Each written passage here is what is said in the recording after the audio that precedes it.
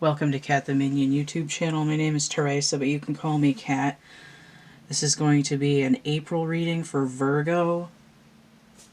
I think... Oh, I didn't even check to see if that was fully in focus. That looks pretty good. So the cards that I'm using for this reading, I'm using the Elemental Hexagons, and I'm using the Gilded Reverie Lenormand. The reading that I'm using for April is based on one that I offer. It's a Lenormand 9 grid, and you can find that in the description box underneath the video. But instead of, for some reason, for Virgo, instead of using the Lenormand for the spread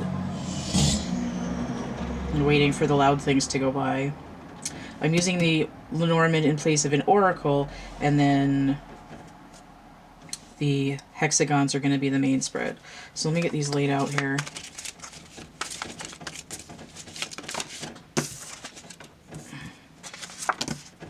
And because these are hexagonal, I want to lay them out in a hexagonal grid.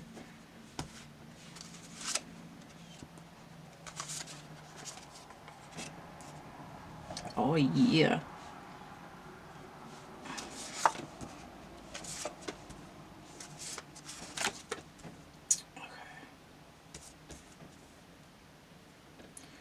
Okay, I kind of don't take reversals with these cards, but we'll see how they come out. Okay. And then a Lenormand card. So the Lenormand is going to be like an overview what the reading's about in place of an oracle card.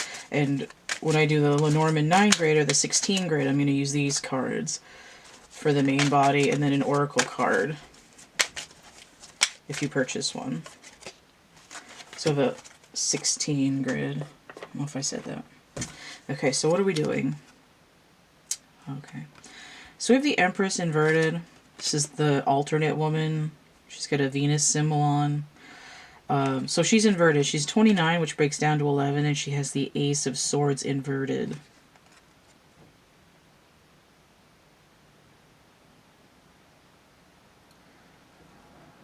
I just heard there's something you're not telling me. Now, interestingly, I feel like I've said that word a lot already. The month of March was all about the Empress energy with the number 3. Feminine energy, gearing up, working through some extra stuff left over from the Venus retrograde. But the masculine energy, the Emperor, number 4, is doing the same thing. Sort of a callback to Mars retrograde in Aries. So the masculine energy is having another stop on their... another train come through at that bus stop. The masculine and the feminine are together right now. Venus and the Sun starting out the month both together in Aries. So let's see what's going on here. I'll flip these over. So it looks like there's some kind of opposition with the feminine, but we'll see. Alright, so we have Fluorine, number 9. It's Paranoia. And also the Hanged Man. Now, it was upside down, so it might be the Hanged Man waking up. What's interesting is it's number 9, which is, in the tarot, is typically the Hermit, which for me is related to the Hanged Man. The Hanged Man is Neptunian energy, and while the Hermit would be Virgo.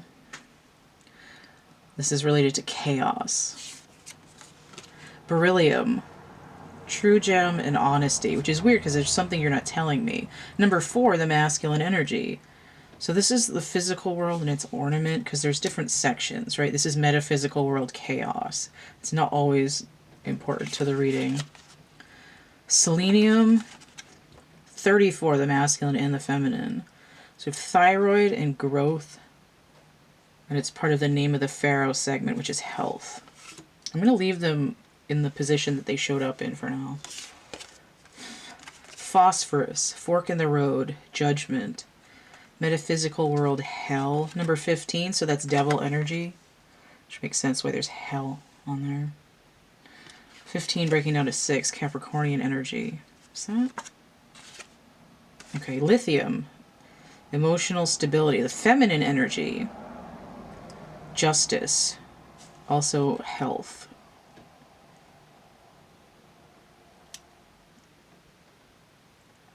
Judgment and justice next to each other. The masculine and the feminine touching. And then 34 over here. It's interesting. Scandium, 21. Future technology. Structure, the physical world. We have a Mandelbrot here, I think. Fractal form. 21 is the world. Also Capricornian energy. Breaks down to 3, the feminine.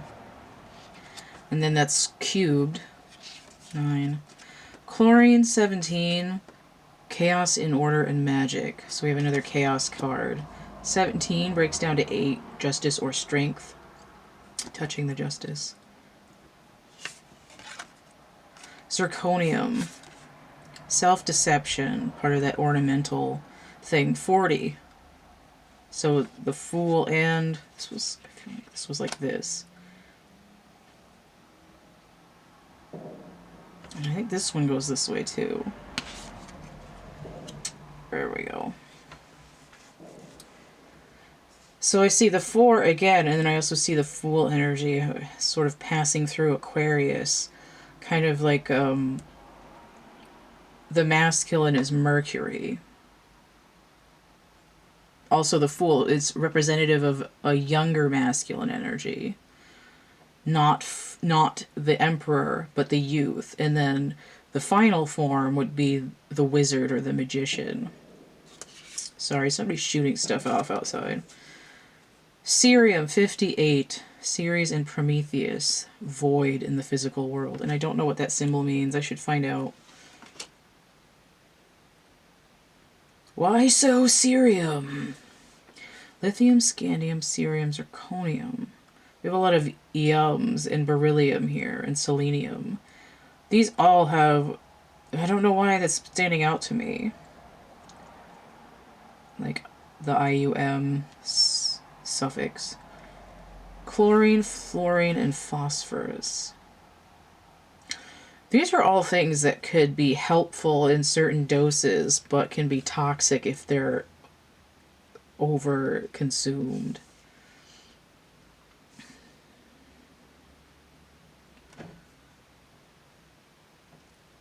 It's like I'm having a hell of a time trying to make any order out of the chaos.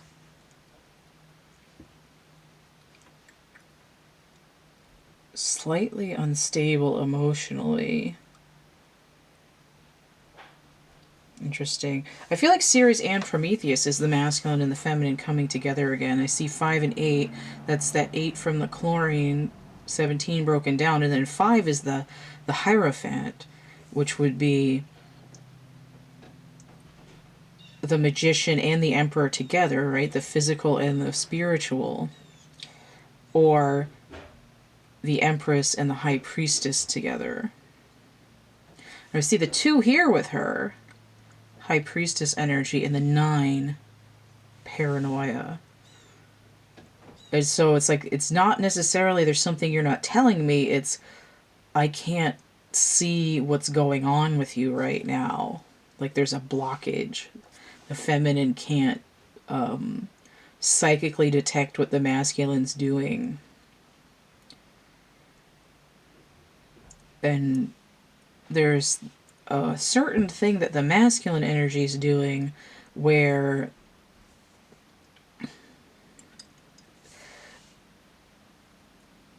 the identity he's built for himself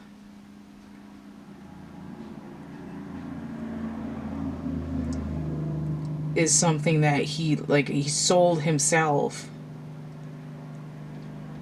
on a persona that isn't necessarily true. But I see this green color here. And I see it in the chlorine and I see it here. I mean, the green's standing out here too. And this green gem, even though there's others. It's like picking the heart center out of the crowd.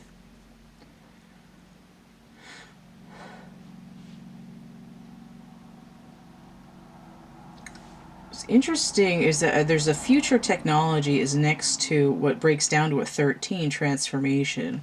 Ceres and Prometheus, it has to do with fire. That's the first technology, which is interesting. Phosphorus, which you need for a match.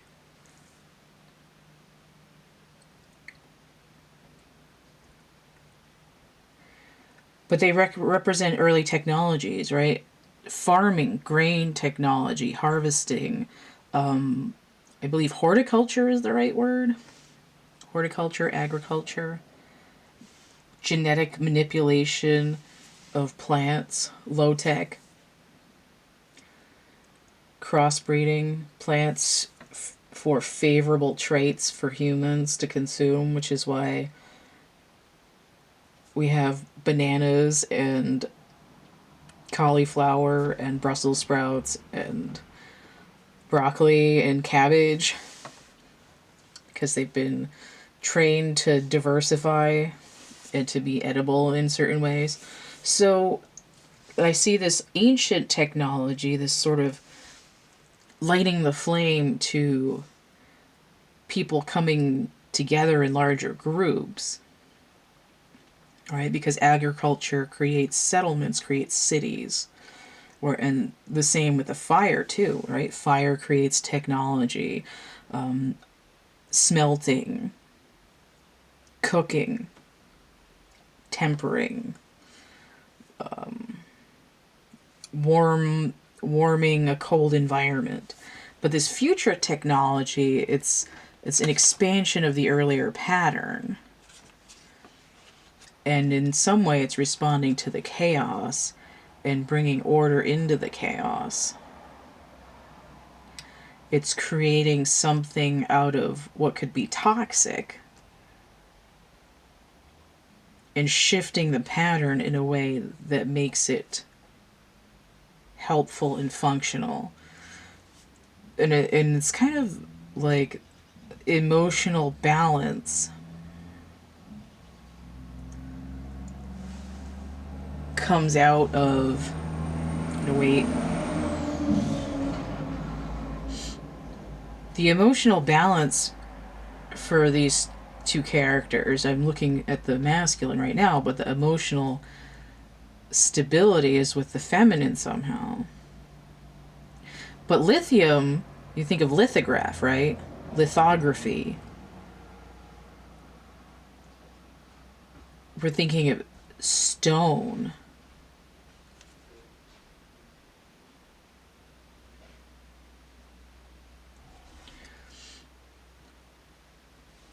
And it's like in order to attain some kind of justice, the feminine is no longer going to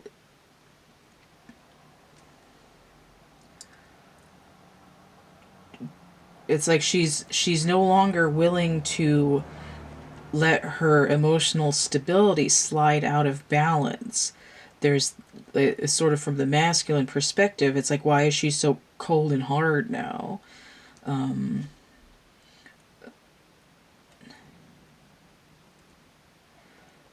But the thing is that there's health injustice involved. If you move too far out of your heart center, your health does suffer, and you have to deceive yourself that you're in alignment and in happiness. But I see this also as the masculine's inner feminine, as part of, as the feminine part of the ego or the feminine part of the inner child. You know, I've put up a false front because I felt emotionally unstable. And in order to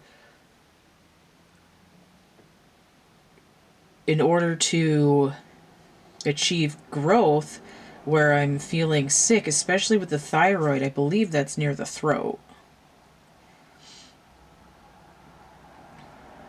I have to speak my truth into my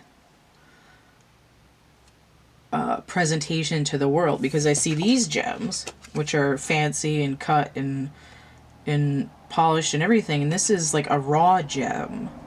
But for me, this raw gem is more beautiful than the artificial ones. Right? That's where, and it says true gem here, right? This is the thing that's actually more valuable, which is why cubic zirconium is cheaper.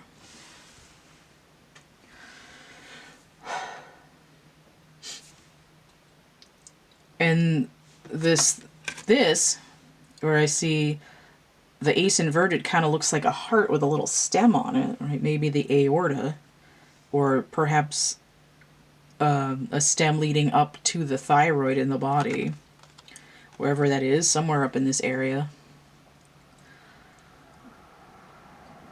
This is the more raw version of the feminine. There's another feminine in this deck. This is like an extra one that's, you know, she's partly nude and she's wearing the Venus charm. She's like it slightly more regal, like the Empress looking out the window from her bedroom and her sheet or dressing gown or whatever she's got here. And it's more raw. And this is what's out of alignment. It's like my creativity, my abundance, my grounding, my balance, my justice has been off because of not allowing myself to have the rough edges of my truth. And this presentation is a sort of calculated. It's like something that's been systematically designed. Like I sat here and planned how I was going to be, but it's not working. So we see this as, it could be happening for a relationship, or it could be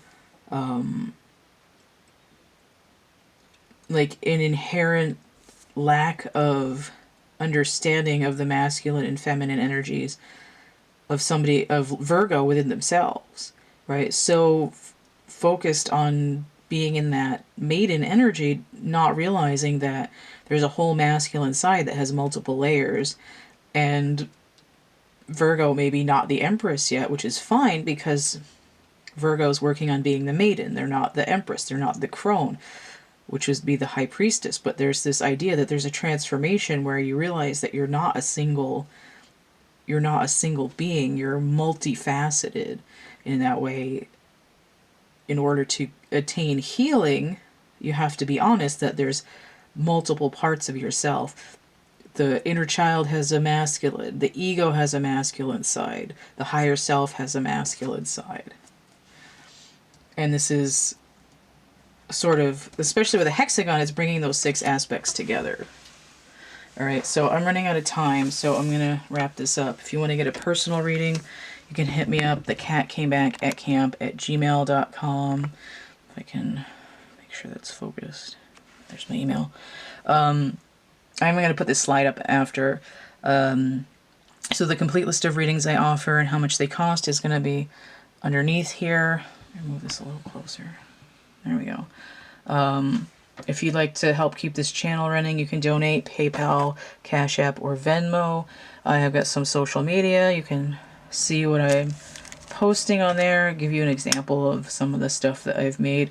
I've got some coloring books over here. I've got merch and prints and actual art items.